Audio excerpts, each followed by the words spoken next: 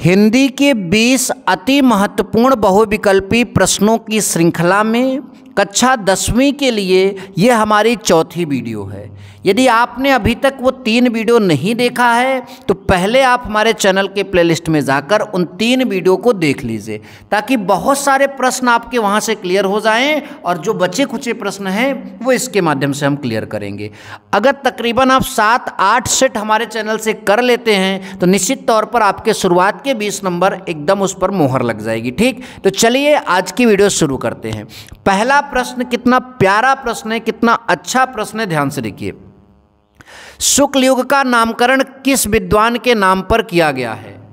तो आप सबने देखा पढ़ा होगा, वैसे तो इसमें सभी जितने नाम है सब शुक्ल में उस सबके नाम में लिखा है। वंशीधर शुक्ल, आचार्य रामचंद्र शुक्ल, बैकुंठनाथ शुक्ल, रामचरण शुक्ल।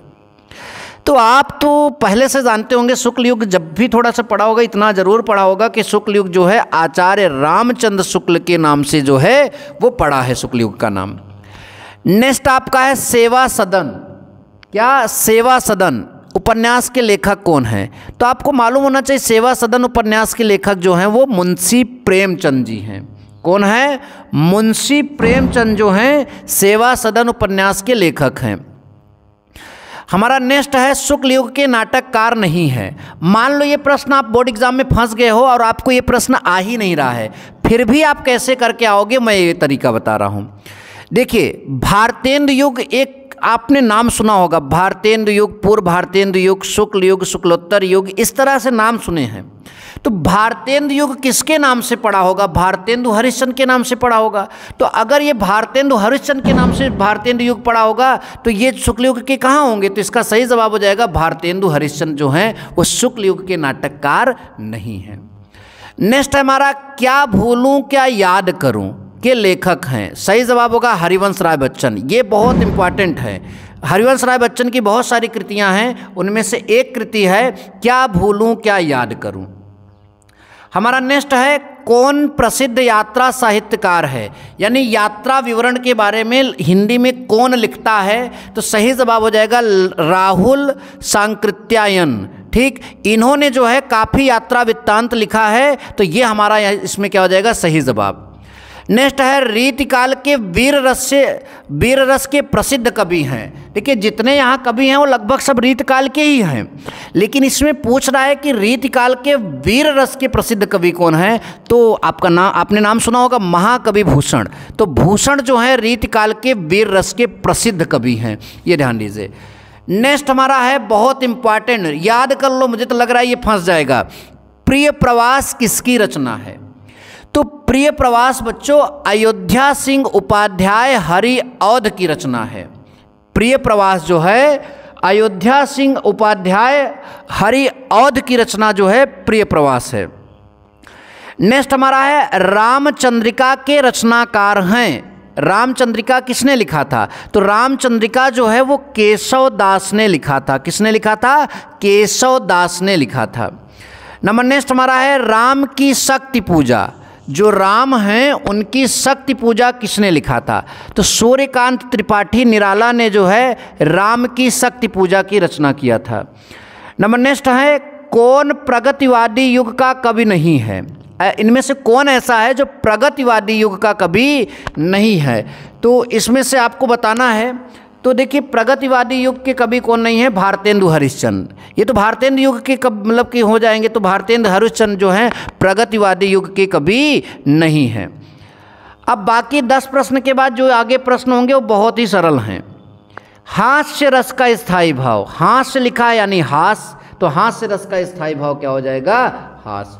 तो आप सभी को ये सारे प्रश्न समझ में आ रहे हैं? आपको पहले से कितना मालूम था ये भी हमको बताइएगा।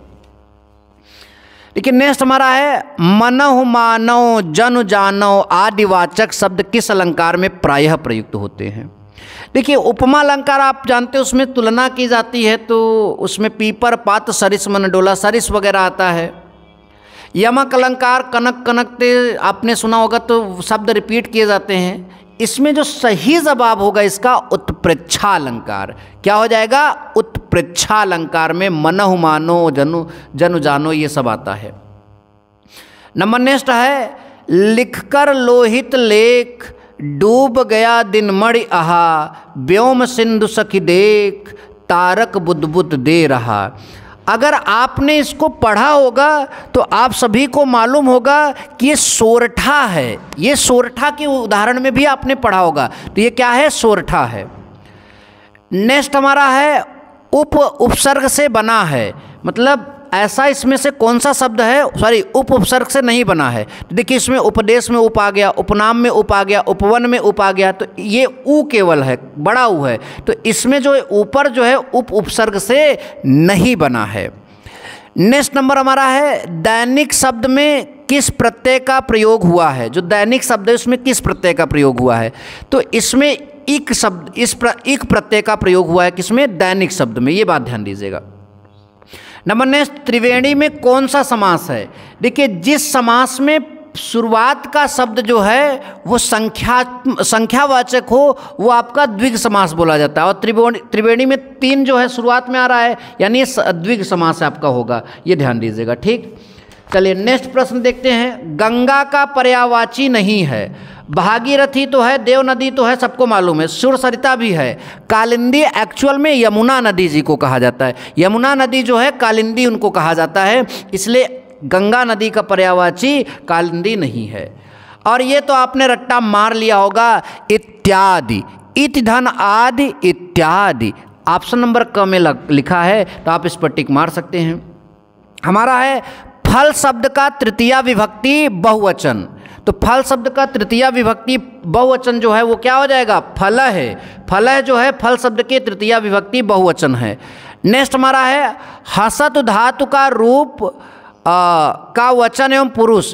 तो हसत धातु का रूप का वचन और पुरुष जो हो जाएगा वो आपका एक वचन प्रथम पुरुष। क्या होगा? एक वचन प्रथम पुरुष।